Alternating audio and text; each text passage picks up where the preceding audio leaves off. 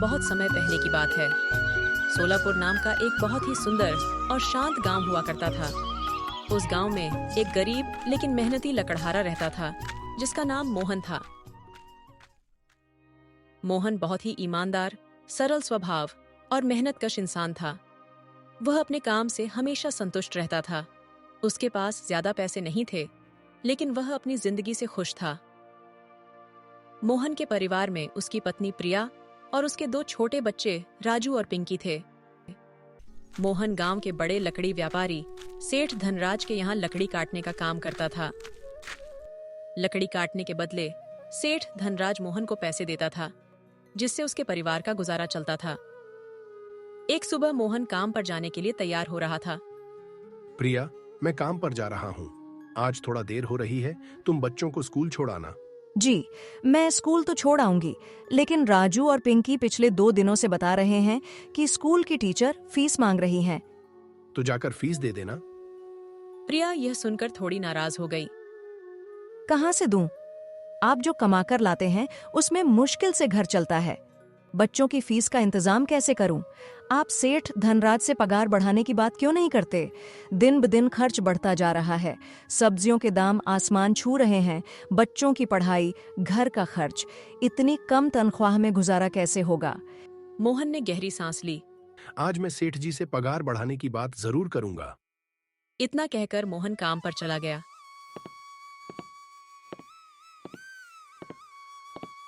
काम पर पहुंचने पर बाकी लकड़हारे आपस में बातें कर रहे थे। भाइयों, आज तो पगार का दिन है। लेकिन सेठ धनराज कोई ना कोई बहाना जरूर बनाएगा। बिल्कुल सही। पिछली बार उसने ब्याज का बहाना बनाकर मेरी आधी पगार काट ली थी। मेरे साथ भी यही हुआ। मेरी बेटी बीमार थी, 2 दिन छुट्टी ली और सेठ ने आधी तनख्वाह काट ली। सब मन ही मन भगवान से प्रार्थना कर रहे थे कि इस बार पूरी पगार मिल जाए, क्योंकि सभी को घर खर्च और बच्चों की फीस भरनी थी। काम खत्म होने के बाद सभी लकड़हारे सेठ धनराज के पास गए। सेठ जी, महीना पूरा हो गया है, हमारी तनख्वाह दे दीजिए। सेठ धनराज कुर्सी पर बैठा हुआ था। अभी मेरे पास पैसे नहीं हैं, माल बिकने के बाद ही दूंगा। 2-4 दिन रुक जाओ। सेठ जी, हमारे पास घर चलाने के लिए भी पैसे नहीं बचे। मैंने कह दिया ना, अभी नहीं है पैसे। निराश होकर सभी लकड़हारे अपने अपने घर लौट गए। घर पहुंचकर प्रिया ने मोहन से पूछा, क्या हुआ? कितनी पगार मिली? अभी कुछ नहीं मिला। सेठ जी ने 2 दिन बाद देने को कहा है। लेकिन बच्चों की फीस? अब इंतजार के अलावा कोई रास्ता नहीं।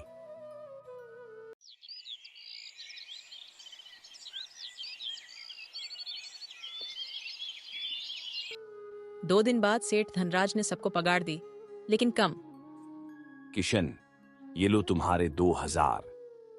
सेठ जी, मेरे तो 3000 बनते थे। बहुत सवाल मत करो। लेना है तो लो, नहीं तो कहीं और काम ढूंढो। अब मोहन की बारी आई। सेठ जी, मेरे तो पूरे 3000 बनते हैं। बाजार में लकड़ी के दाम गिर गए हैं, इसलिए अभी 2000 ही मिलेंगे। बेबस मोहन पैसे लेकर घर आ गया। प्रिया ने सब सुना तो रो पड़ी।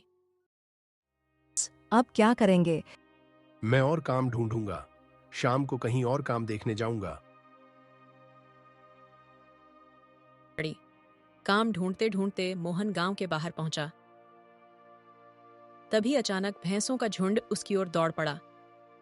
डर के मारे वह पास की एक गुफा में छिप गया। झुंड निकल जाने के बाद उसकी नजर वहां रखी एक टोकरी पर पड़ी। जैसे ही उसने टोकरी छुई, एक रहस्यमयी आवाज गूंजी। रुक जाओ। सामने एक जिन्न प्रकट हुआ। यह जादुई टोकरी है। यह उसी को मिलती है जिसका मन शुद्ध हो। लेकिन याद रखना, इसमें वही चीज बार बार डाल सकते हो जो एक बार डाली जाए।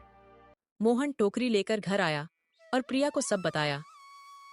उन्होंने सोच समझकर उसमें चंदन की लकड़ी डाली। टोकरी भर गई। अगले दिन मोहन ने लकड़ियां बाजार में बेचीं और अच्छी कमाई की। बच्चों की फीस भी भर दी। अब आपको सेठ धनराज के यहाँ काम करने की क्या जरूरत? मैं उन ईमानदार लकड़हारों को भी अपने साथ जोड़ूंगा। सब मिलकर मेहनत करेंगे और आगे बढ़ेंगे। और इस तरह मोहन ने ईमानदारी और समझदारी से अपनी किस्मत बदल ली।